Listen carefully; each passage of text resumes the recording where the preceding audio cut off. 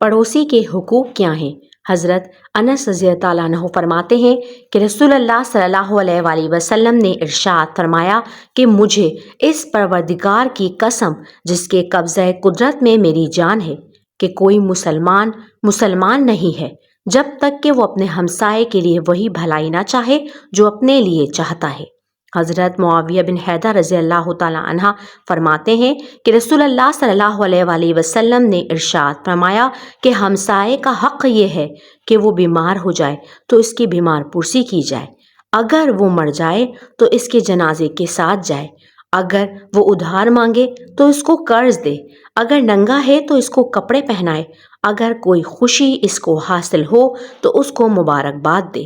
اگر کوئی مصیبت اس پر طاری ہو تو اس کو تسلی دے، اور اپنے مکان کو